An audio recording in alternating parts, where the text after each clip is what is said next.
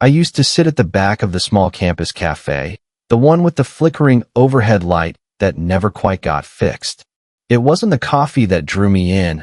I could make stronger at home. It was the habit. The quiet hum of the espresso machine, the faint scraping of chairs, the way people filled the silence with half-whispers. I guess I liked being in a place where nobody really noticed me.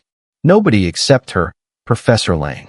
The first time I realized she remembered me was when she looked up from the counter and said, "Medium Americano, 1 sugar, right?" I froze, almost embarrassed that she had paid attention. Yeah, that's right." She smiled like it wasn't a big deal, just something anyone would notice. But I knew better. Professors don't usually memorize their students' coffee orders. She was different outside the lecture hall, less guarded, maybe. Her hair was pulled back loosely, strands slipping free as if she didn't bother with perfection here. She'd tap her card against the counter while waiting for her drink, eyes distant, like she was somewhere else. And somehow, noticing her noticing me became part of my routine too.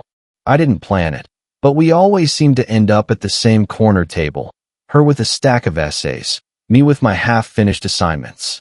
Sometimes she'd ask about a book I was reading, or I'd make some dry comment about the cafe's terrible music playlist. She laughed easily, not loud, not performative, just this quiet ripple that made me want to say something else, anything, to hear it again. It wasn't attraction at first, not in the way people expect. It was relief. She had this way of seeing me without demanding anything in return. When you're 22, most people either overlook you or try to define you. She just let me be.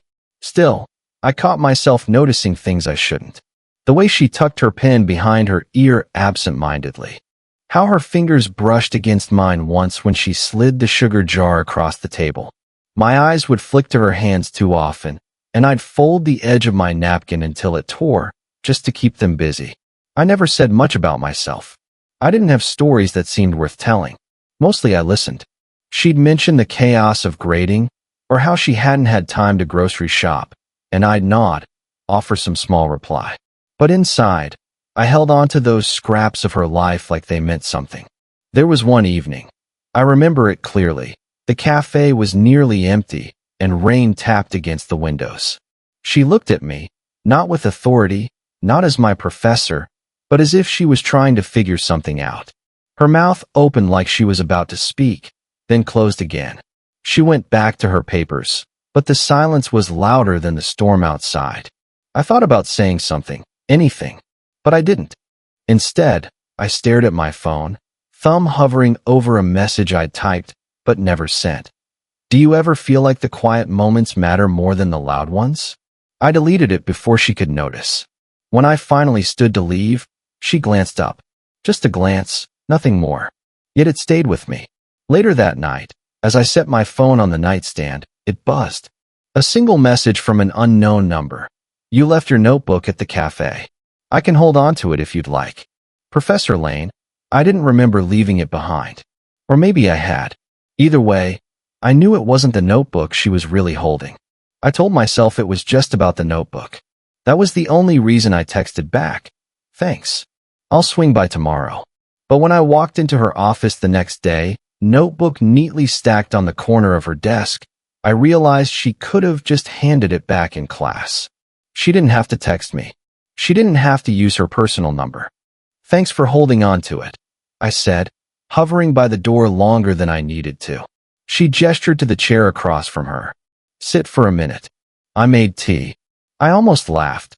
Professors don't usually invite students in for tea like this. Still, I sat. The steam curled between us, faintly floral. I wrapped my hands around the cup, even though it was too hot. Something about the weight grounded me. She leaned back in her chair, studying me, not the way she did in class, but in this softer, slower way. "You don't talk much." "Not unless I start the conversation." I shrugged, eyes on the tea. Never been good at starting things. She smiled faintly, and for a second it felt like she wanted to argue with that. "Instead," she said, "when I was your age, I used to write letters I never sent. Whole pages, then I'd rip them up. I thought maybe putting things on paper would make the feelings smaller. It never did.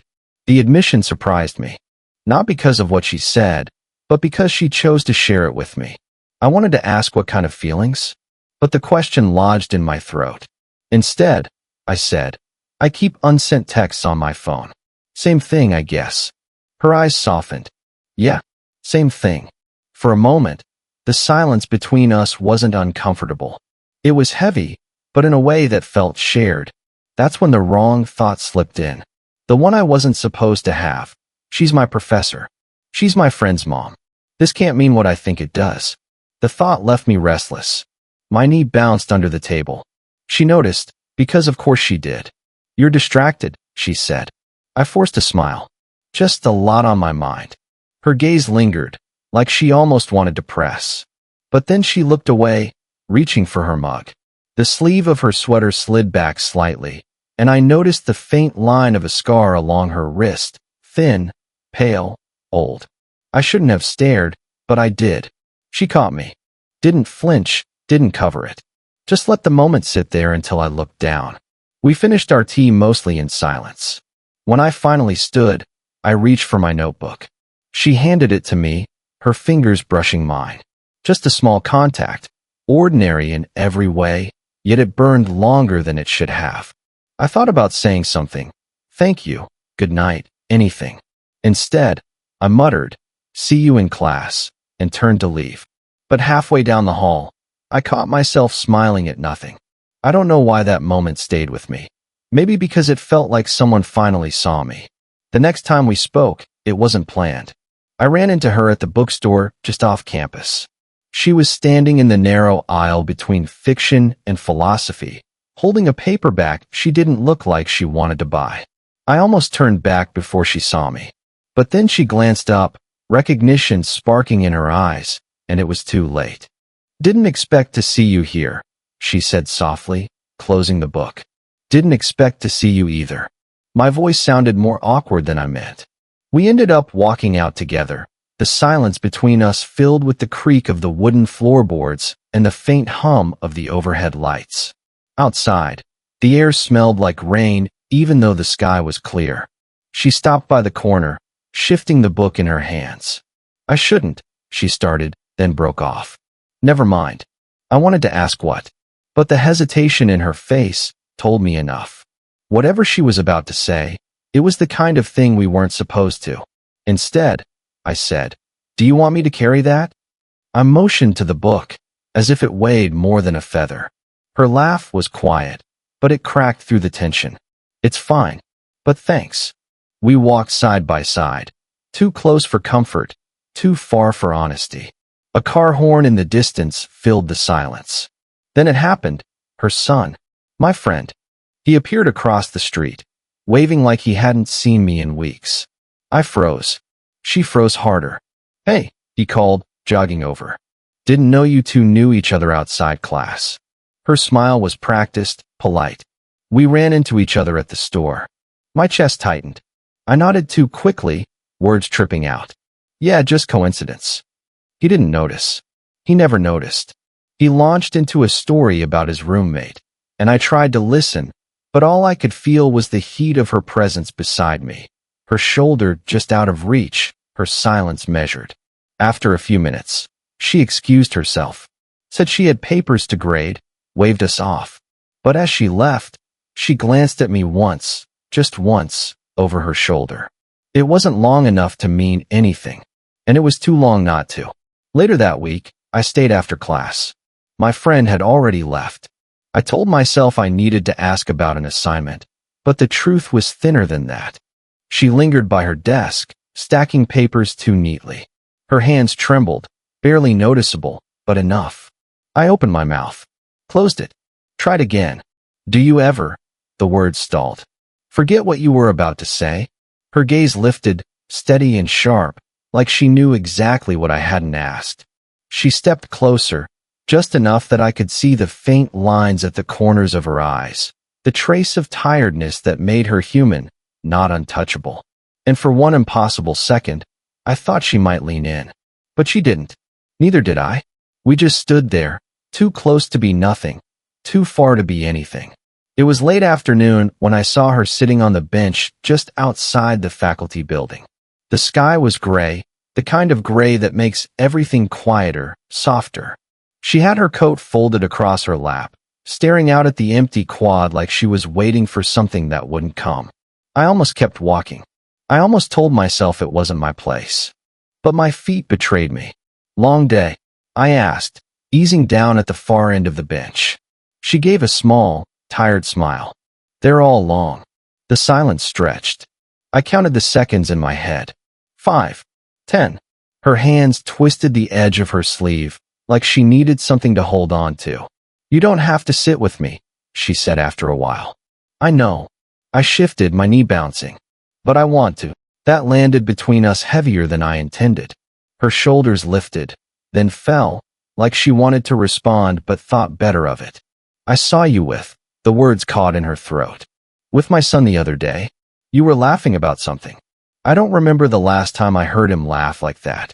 I blinked, unsure where this was going. "He's my friend. We just mess around, joke." She nodded, still staring straight ahead. "Right. Of course." The air felt tight, too sharp for something so ordinary. I realized with a sudden jolt, she wasn't talking about her son. Not really. I shouldn't. Her voice cracked, soft but raw. "This. You. All of it. It's not." She trailed off, shaking her head. I swallowed hard. My hands tightened around the bench edge until my knuckles hurt.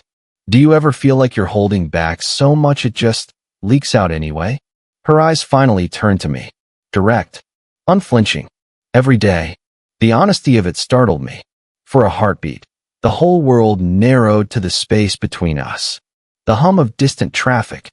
The scrape of leaves against the pavement.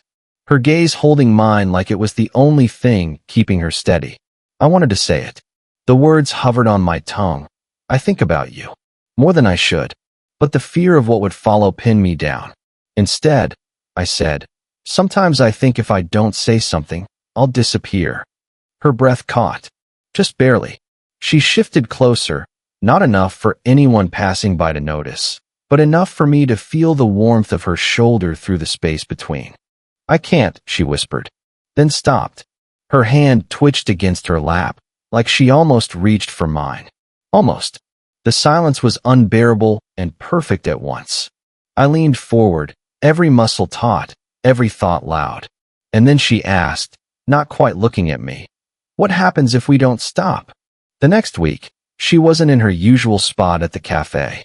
I told myself it was nothing, maybe grading, maybe errands. But then a second day passed, then a third. By the fourth, I stopped pretending not to notice. Class felt different without her eyes finding mine, even for a second. She kept her distance, professional, clipped, almost rehearsed. Her voice didn't linger on my name during roll call. She dismissed the lecture without looking in my direction. I waited after, like always.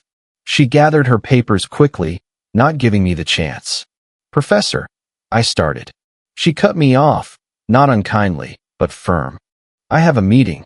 The door clicked shut behind her, and I stood there with my notebook half open, feeling like I'd misread everything. That night, I drafted a message on my phone. Did I do something wrong? I typed it, deleted it, typed it again. The 3 dots blinked back at me in my imagination, but the screen stayed dark. 2 days later, I saw her walking across the quad, a man beside her. Older, easy stride, hand brushing against hers, though not quite holding. She laughed at something he said, a sound I recognized too well. I stopped in my tracks. My chest tightened in a way I couldn't explain. It wasn't jealousy, not exactly. More like being erased. Like the last few weeks had been a story I wrote in my head, and she was busy living in another one. The man carried a grocery bag. Domestic. Ordinary. That detail stung worse than anything else. She glanced up mid-laugh and saw me. Just a flicker. Enough for our eyes to meet. And in that brief second, her smile faltered. Not erased, but paused. Like she hadn't expected me there. Like I hadn't expected him. I turned away before she could say anything. That night, I sat on my bed, the room dim except for the phone screen. I drafted another message. "I saw you today." I didn't know. I stopped. Deleted. My thumb hovered, restless, but no words fit without feeling like a mistake. The next class, I didn't stay after. I packed up quickly, left before she could even glance my way. If she did. And yet, walking away, I felt her presence behind me. Not following, not calling out. Just there, like a sentence left half finished. I thought absence would feel sharp, like heartbreak. It didn't. I didn't feel heartbroken. I felt paused, like life forgot to finish the sentence. So I didn't knock on her office door. Didn't send the message. Didn't take my usual seat in the cafe. The empty spaces did the talking for us. It happened on a Tuesday evening. Nothing special about it. Just the kind of night when the air feels heavy and you don't know why. I was walking back from the library when I saw her porch light on. Her son's car wasn't in the driveway. For 10 minutes, maybe longer, I lingered at the corner, debating whether to keep going.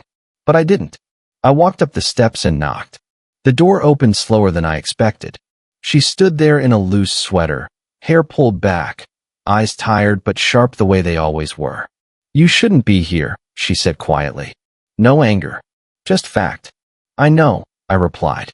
My voice was steadier than I felt. She didn't move aside, but she didn't close the door either. The space between us was narrow, lit only by the warm lamp from inside. "I don't want to make this harder for you," I said. Her arms folded loosely, like she needed something to hold. "You already have." The words cut, but they weren't cruel. Just honest. I should have left then. Should have spared us both. But instead I said, "I keep waiting for this to go away. It doesn't." Her eyes flickered, not away but deeper, like she was searching for a place in herself to set those words down. "Do you think I haven't tried?" We stood there, the night pressing in, the silence louder than any confession. My hands itched to move, to do something, tuck the strand of hair behind her ear, reach for her sleeve, anything. Instead, I shoved them into my pockets. "I don't know what this is," I admitted. "I just know that when you're not there, it feels like something's missing. And I don't want to keep pretending it doesn't matter." Her breath hitched. Not dramatic, just a small crack in the calm. She leaned her head against the doorframe, eyes closing for a second. "You're too young," she murmured. "I'm your professor. Your friend's mother. I've already lived through all the mistakes you're supposed to be free from." "I don't care about rules," I said, softer than a whisper. "I care about you." That broke her. Not in a visible way, not tears or collapse. But her shoulders slumped, like carrying something too heavy for too long. She opened her eyes, finally meeting mine. Long, steady, unflinching. "This can't last," she said. "I know." The porch light buzzed faintly, a moth batting against the glass. Time felt suspended, holding us in the smallest corner of the world. I stepped closer, just enough that I could see the fine lines near her mouth, the way her hand twitched like she wanted to stop me, but didn't. We didn't kiss. We didn't need to. Her hand brushed mine, barely a touch, more suggestion than action. But it was enough. She let out a small breath, almost like a laugh, and whispered, "Okay." It didn't happen overnight. Not with us. After that evening on her porch, things slowed.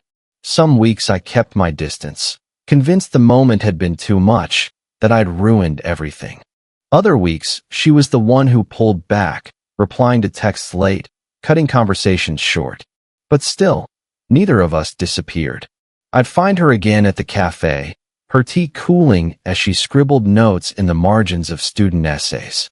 Sometimes she'd look up and catch me watching, a small smile tugging at her mouth before she turned back to her work. I stopped trying to name it. Whatever we were, it lived in the quiet. Months passed like that. I graduated. My friend moved away for a job. The rules shifted, though we never said it aloud. One evening, I saw her on the same bench where she'd once whispered every day. The light was fading, the air soft with the promise of rain. I sat beside her without asking. "You still order the same coffee," she said, nodding at the cup in my hand. "And you still don't finish your tea." I tilted my head toward her thermos, half full as always. She laughed, the same low ripple that had hooked me from the start. "Some habits don't change." We sat there, not needing to fill the silence. I watched the leaves shift in the breeze, the way her hair caught the last bit of sunlight. She glanced at me once, her eyes softer than I'd ever seen, and reached for my hand. Not hidden, not hesitant, just steady. It wasn't a declaration. It didn't need to be. Life wasn't perfect after that. It never is. She had her history, her scars, her long days. I had my own restlessness, my searching, but we made space for each other. In the kitchen, she'd set out a second mug without asking. On my desk, she'd leave a book she thought I'd like. At 8:47 a.m., I'd still find her walking across campus, coffee in hand, looking like someone I'd never get tired of noticing. Looking back, I don't remember the exact moment it became love. Maybe it was always there, disguised as all the little pauses, the unfinished sentences, the way we kept showing up even when we shouldn't. All I know is this: sitting beside her on that bench, her hand warm against mine, I felt something I hadn't before. Not longing, not guilt, just peace. And that peace stayed. Even now, years later, when I see a thermos half full on a desk or hear the scrape of a chair in a quiet cafe, I remember. I remember how it felt when someone finally looked at me and didn't look away. That was enough. More than enough.